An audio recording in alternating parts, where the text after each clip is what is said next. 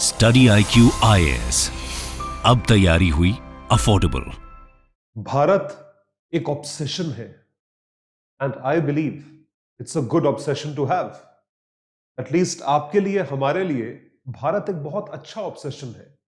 You know, we are obsessed with India and we should be, because we are Indians.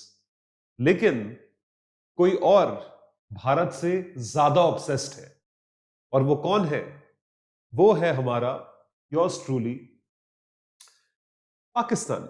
आप देख सकते हैं तो पाकिस्तान भारत से और ज्यादा ऑब्सेस्ड है, मतलब भारतीयों से ज्यादा पाकिस्तान भारत से ऑब्सेस्ड है। क्यों, क्या, कैसे, ये रीजंस में नहीं जा रहे हैं, but definitely they are more obsessed with India. और उसकी वजह से एक जो और संस्था आती है, जो हमारा आज का टॉपिक भी है, वो है ऑर्गेनाइजेशन ऑफ इस्लामिक कोऑपरेशन। वो भी भारत से ऑब्सेस्ड है। तो अब सवाल ये उठता है कि पाकिस्तान या ओआईसी, कौन भारत से ज्यादा ऑब्सेस्ड है? कौन भारत के ऊपर प्रेशर बनाने की कोशिश कर रहा है? कौन जो है भारत को टटोलने की कोशिश कर रहा है?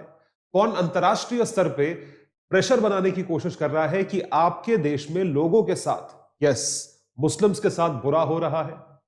अब ये चीज देखने वाली है, समझने वाली है। तो इस सवाल का जवाब जानेंगे आज के इस वीडियो में। Ladies and gentleman, boys and girls, मैं हूं आपका दोस्त, host, educator, mentor Sanghi sir, और मैं आप सभी का स्वागत करता हूं स्टडी IQ IAS पर। स्टडी IQ IAS भारत का सर्वश्रेष्ठ IAS प्लेटफॉर्म है और यूट्यूब प्लेटफॉर्म है, जिसको आप सब्सक्राइब कर सकते हो और इसी तरीके से वीडियोस देखकर अपनी प्रिपरेशन को एनहांस कर सकते हो।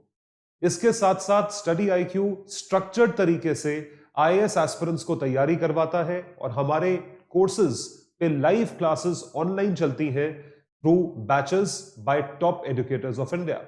तो जरूर स्टडी IQ के कोर्सेज को चेकआउट करें, स्टडी IQ की ऐप पे और स्टडी IQ की वेबसाइट पे। तो हमारा जो टॉपिक है वो आप देख सकते हैं, क्या कहता है कि OIC या पाकिस्तान, कौन भारत से ज्यादा प्यार करता है, कौन भारत पे ज्यादा दबाव बनाने की कोशिश करता है, और उसका भारत क्या जवाब देना चाहता है, या भारत उसको इतना इंपॉर्टेंट कंसिडर करता ही नहीं कि क्या जवाब दें, तुम तो बोलते रहते हो। तो जो भी PDFs हैं वो मेरे सोशल मीडिया हैंडल्स पर अवेलेबल हैं। आप जरूर मुझसे जुड़े मेरे सोशल मीडिया हैंडल्स पे। So stay connected with me on all these handles. I am active on all of them. सब पे मैं एक्टिव हूं। बहुत अच्छी तरीके से आपकी तैयारी करवाई जाएगी, और आपको वैल्यू एडेड चीजें, एंटरटेनमेंट की चीजें, एड्यूटेनमेंट की चीजें, इंफोटेनमेंट की चीजें सब हम प्रोवाइड करते हैं। We have you covered through and through. So join my social media handles today itself. Ayush Sanghi on Instagram, Ayush Sanghi on Twitter, and Ayush Sanghi's IAS Academy on Telegram. ये PDFs हमारे Telegram handle पर available हैं। जरूर हमसे Telegram पे जुड़े। तो जैसा कि आप देख सकते हैं, हमारा टॉपिक कहता है OIC के बारे में। तो पहले जानते हैं कि OIC है क्या। Organisation of Islamic cooperation, what exactly is it? तो ऑर्गेनाइजेशन ऑफ इस्लामिक कोऑपरेशन नाम सजेस्ट करता है एक ऐसी संस्था बनाई गई थी कई दशकों पहले, जिसके member states would be primarily Muslim countries. और इस तरीके से काउंट करते करते कुल मिला के 57 देश OIC के मेंबर्स बने, जिनकी आज की डेट में जनसंख्या यदि कंबाइंड कर ली जाए तो वो 180 करोड़ आती है। 1.8 billion people and counting. So let's have a brief look at what OIC is. It is Organization of Islamic Cooperation, and it is the collective voice of the Muslim world. So Muslim world का mouthpiece OIC बना, और काफी साल पहले बना था। एक संस्था बनाई थी, एक ऑर्गेनाइजेशन बनाई थी, जिसमें प्राइमरीली मुस्लिम मेजॉरिटी कंट्रीज, या जहां पर मुस्लिम जनसंख्या काफी है, 57 मेंबर स्टेट्स को मेंबर बनाया गया था। Only 47 countries are Muslim majority and representing 1.8 billion people. This is what OIC is today, and it was formed on the simple objective that if they have to express, then that expression can be done through this organization. तो ये OIC है।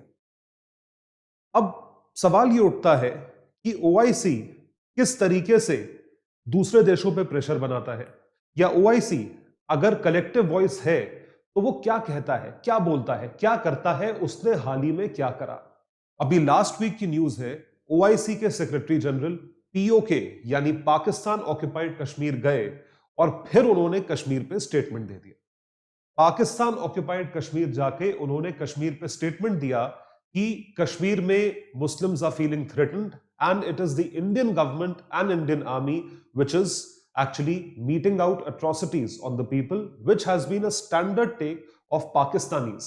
Pakistani army का, पाकिस्तान की intelligence agency ISI का और obviously Imran Khan का यही take रहा है हमेशा से कि किस तरीके से कश्मीर में अट्रॉसिटीज होती हैं। तो कश्मीर का मसला यह है कि उस पे वहां पे बहुत ज्यादा ज्यादती हो रही है और उस ज्यादती को रोकने के लिए कश्मीर को पाकिस्तान में मिलाना जरूरी है।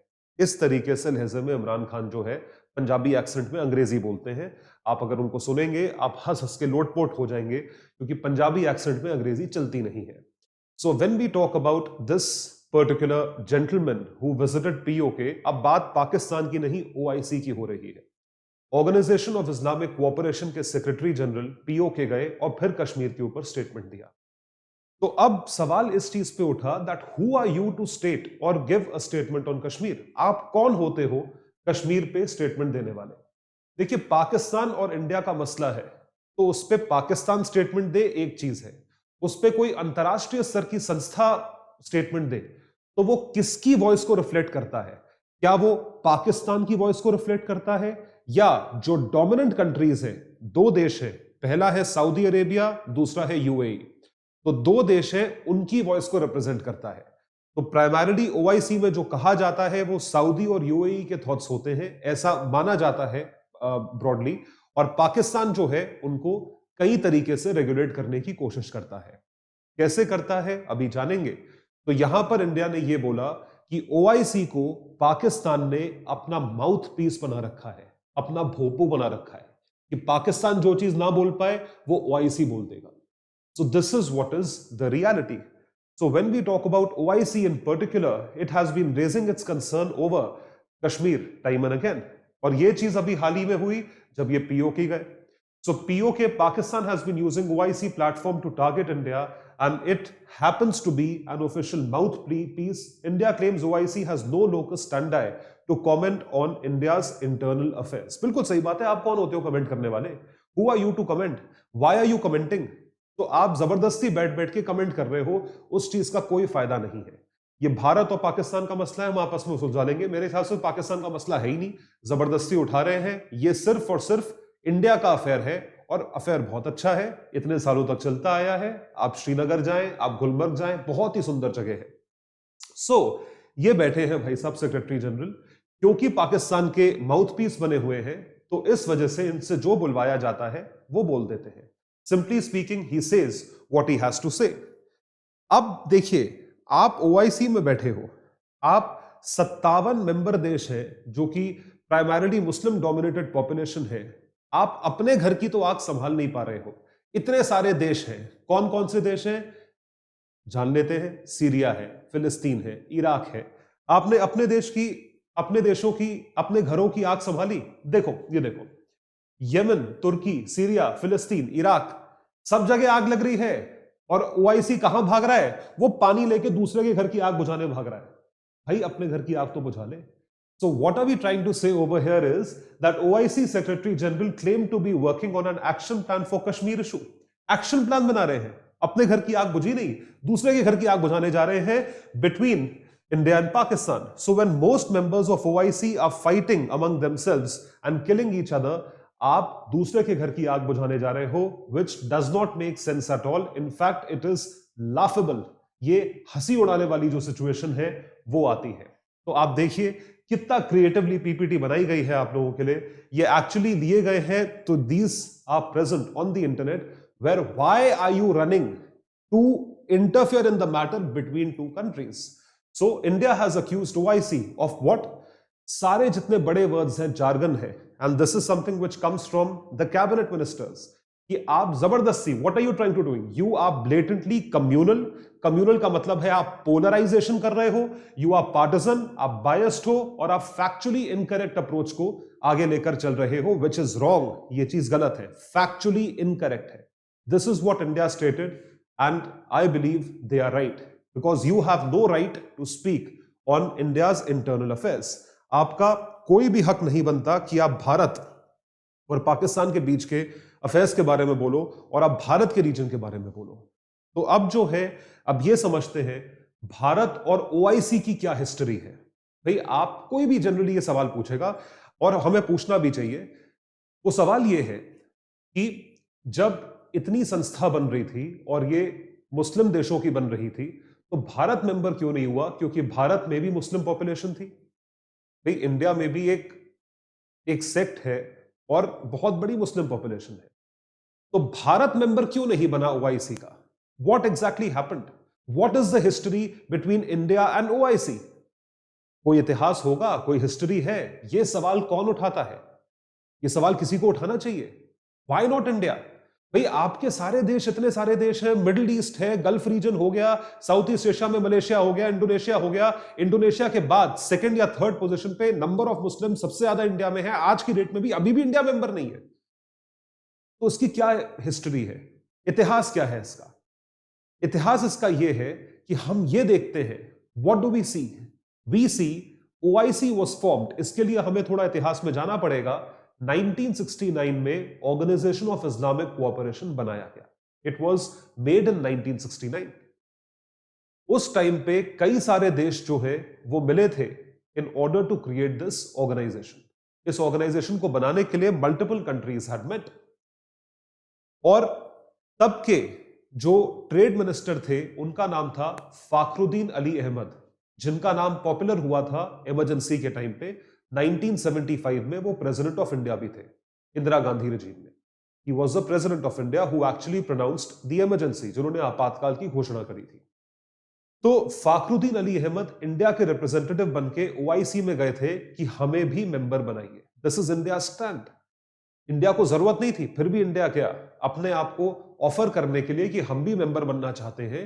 We also want that we should be a representative, ताकि हम जो भी यहां पे डिस्कशंस हो हम अपनी कंट्री में जाके वो लागू कर सके। Whatever best can be done for our people, जो भी सबसे अच्छी चीज हो सकती है हमारे लोगों के लिए। लेकिन पाकिस्तान ने अड़ंगा डाला उस टाइम पे। पाकिस्तान ने प्रेशर बना के, बेइज्जती करके उनको वहां पर समिट अटेंड नहीं करने दिया। जो कॉन्फ्रेंस है वो अटेंड नहीं करने दी। वो गए और बिना अटेंड करे वापस आ गए। इसलिए नहीं क्योंकि उनको नहीं करना था, इसलिए क्योंकि उनको अंदर घुसने नहीं दिया। तो इसके बाद से इंडिया ने मुड़ के नहीं देखा कि अब हम ओआईसी की तरफ वापस नहीं देखेंगे। और हिस्टोरिकली अभी आपको दिखाते हैं अलग अलग इंसिडेंट्स कि किस तरीके से ओआईसी अब भारत के पीछे आ रहा है। और भारत जो है अब जो है उतना इंटरेस्टेड नहीं है, लेकिन भारत ने अभी भी फ्रेंडलीनेस दिखाई है। आपको एग्जाम्पल्स के रूप में दिखाते हैं, आइए देखें। Let's have a look. The organization was founded in 1969. India too applied for the founding membership led by Trade Minister, the then Trade Minister, Fakhruddin Ali Ahmad Sahab. So, however, India was denied entry despite being present there due to pressure from Pakistan. The incident is considered as lowest point in Indian diplomatic history. India never looked back after this. क्योंकि Indian representative को, भारत के प्रतिनिधि को आपने attend ही नहीं करने दी। मतलब जाके अटेंड करके मना करना या कंडीशंस ना समझ में आना, डिस्कशन का वो ही नहीं दिया। ये बेइज्जती नहीं तो और क्या है? आप सोचिए, आप किसी की शादी में जाएं और आपको बाहर से ही लौटा दिया जाए, या आपको कोई बुलाए डिस्कशन के लिए, या आप कोई डिस्कशन करने जाए गुड फेथ में, आपको बाहर से ही लौटा दिया जाए, आपको अपनी बेइज्जती महसूस नहीं होगी? तो आप क्यों उसके पीछे दोबारा जाओगे? This happened. Then after that multiple decades past, 3 decades past, तब समझ में आया गल्फ रीजन को कि भाई एक वॉइस इंडिया की भी होनी चाहिए। तो उसमें फिर जनरली स्पीकिंग इनफॉर्मल इन्विटेशंस आने लगे। आपको बताते हैं, ये देखिए। So in 2003 Qatar invited India to become a member, but that was an informal invitation. मतलब जनरली, हाँ भाई आ जाना, उसको बोलते हैं informal invitation, stating it was not a formal invitation with agreement from all members. जबरदस्ती क्यों जाए भाई, पूरी इज्जत के साथ जाएंगे। तो भारत ने ये 2003 में डिनाई करा। उसके बाद 2006 में Saudi KSA offers observer status to India. उन्होंने ऑब्जर्वर स्टेटस इंडिया को ऑफर करा, लाइक रशिया एंड म्यांमार। लेकिन इंडिया ने वो चीज रिस्पेक्टफुली, पोलाइटली डिक्लाइन कर दी, ये बोल के कि हम अगर बनेंगे तो पूरे मेंबर बनेंगे because of the size of the Muslim population in our country. क्योंकि आप देखिए, इंडोनेशिया भारत दुनिया का सबसे बड़ा मुसलमान देश है उसके बाद नंबर ऑफ इंडियंस के केस में इंडिया में बहुत ज्यादा मुस्लिम्स है, तो आप इंडिया को ऑब्जर्वर स्टेटस क्यों दे रहे हो? आप पूरा स्टेटस दीजिए ना, आप पूरा स्टेटस दो। तो फिर इंडिया ने ये प्रपोजल डिक्लाइन करा कि हमें आप पूरा मेंबर बनाइए। तो 2006 में भी अटेम्प्ट हुआ, उसके बाद 2018 में इन 2018 क्या हुआ? 2018 में पाकिस्तान ने भारत की एंट्री एक जगह ब्लॉक करने की कोशिश करी। Bangladesh proposal to grant observer status to India.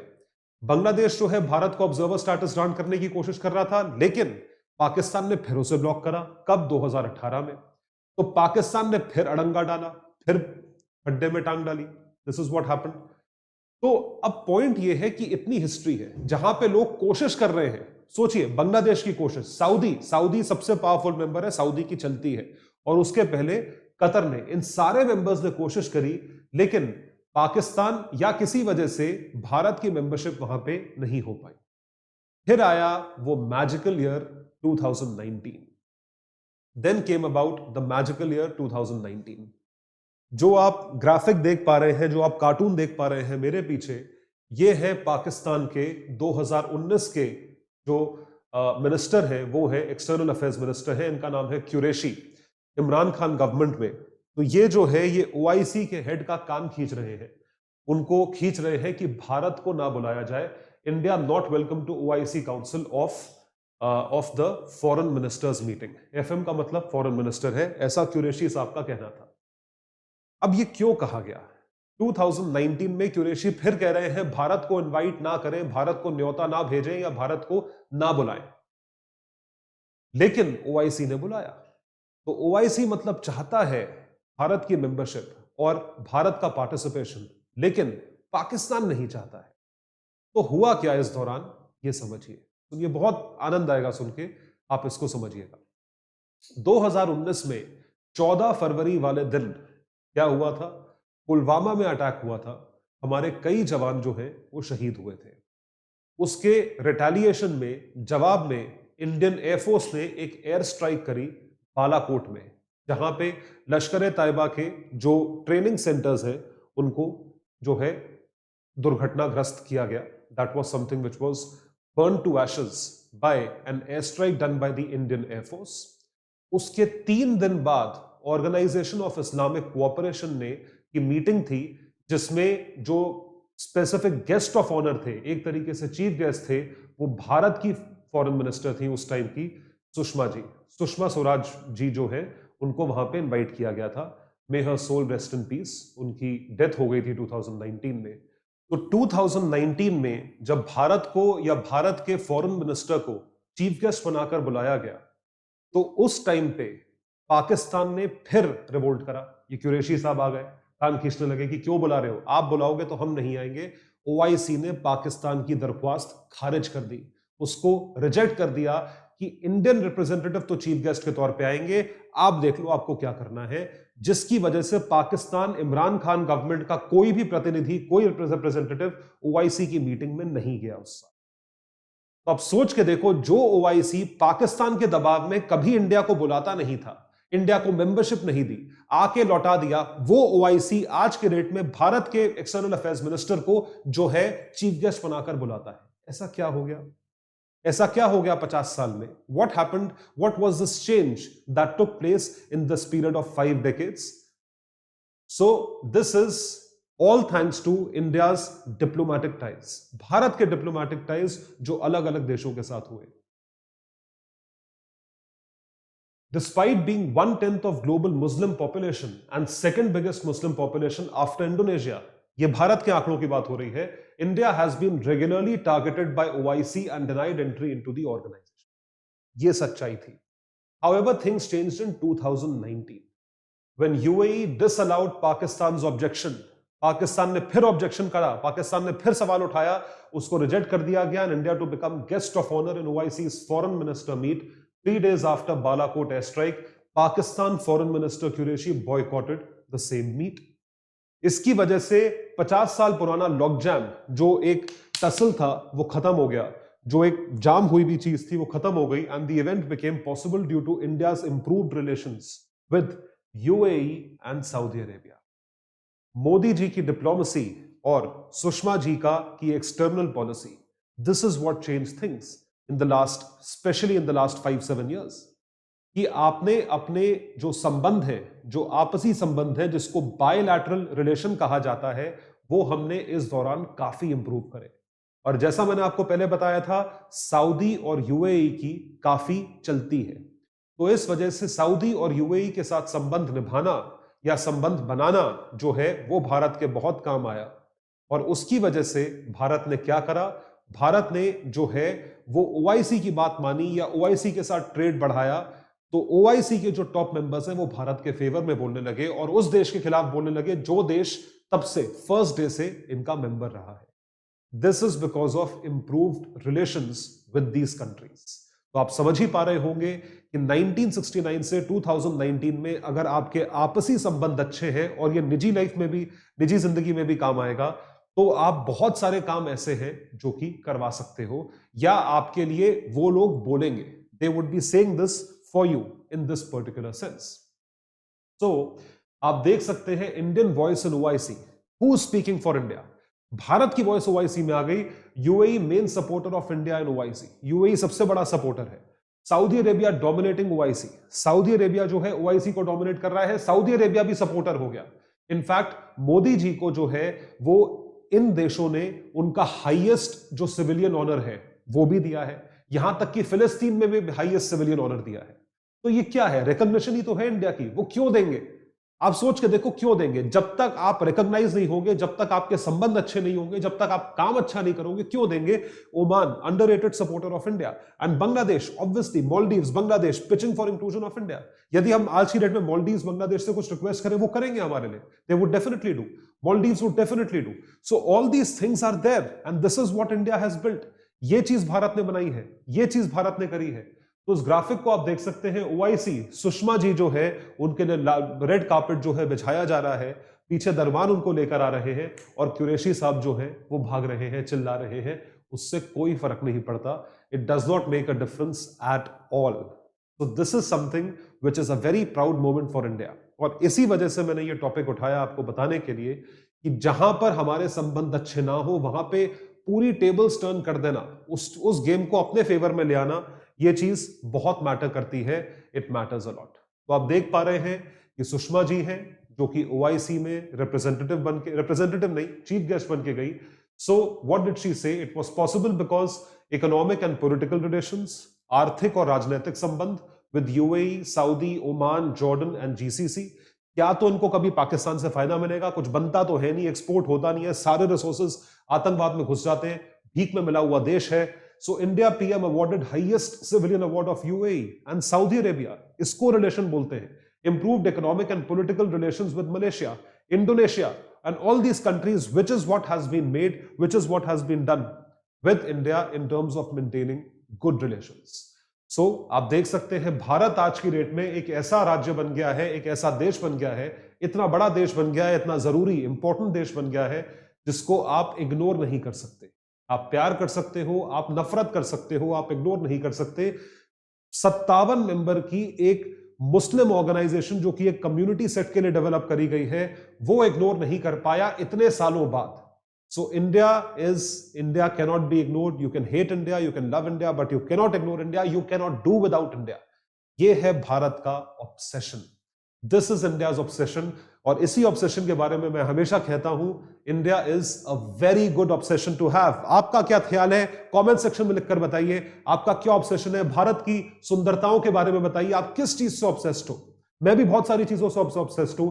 हम इस पे एक रील करेंगे, एक और वीडियो करेंगे कि हमारा ऑब्सेशन किस चीज को लेकर है। आप भी कमेंट सेक्शन में लिखकर बताइएगा।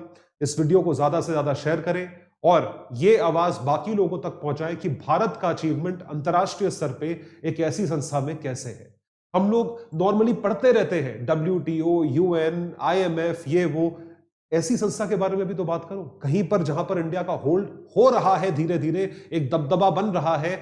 और वो चीज इसलिए हो पा रही है क्योंकि भारत के एफर्ट्स कितने रहे हैं इन देशों की तरफ। तो आप जरूर बताएं इस बारे में। स्टडी IQ लेकर आया है आपके लिए फाउंडेशन कोर्सेज, SIP यानी कि क्रैश कोर्सेज, और उसके साथ साथ NCERT कोर्सेज और कंप्लीट फुल लेंथ चीजें जो है आपको अवेलेबल स्ट्रक्चर्ड लाइव तरीके से मिलेंगी स्टडी IQ की वेबसाइट पे। तो स्टडी आईक्यू के कोर्सेज जो है वो लाइव है, जैसा कि आपको पता है नए साल की सेल चल रही है और आपको ये सारी चीजें डिस्काउंटेड रेट पे मिलेगी. You will get these things at a discounted rate if you use my code. My code is Sanghi Life. मेरा जो कोड है वो है Sanghi life, SANGHI life. Sanghi life code use करें और मैक्सिमम डिस्काउंट पाएं अपने फाउंडेशन कोर्सेज पे, NCERT बैचेस पे, SIP बैचेस पे और ऑप्शनल के बैचेस पे.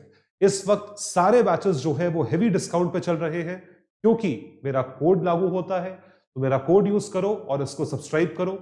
ऐसे डिस्कशंस, डिस्कोर्स और पीडीएफ्स के लिए आप सोशल मीडिया पे मुझसे जुड़ सकते हैं. ये पीडीएफ आपको मिलेगी मेरी टेलीग्राम हैंडल पे, आयुष सांघीज IAS अकेडमी. तो मिलते हैं अगले वीडियो में. Thank you so much. Study IQ IAS अब तैयारी हुई अफोर्डेबल.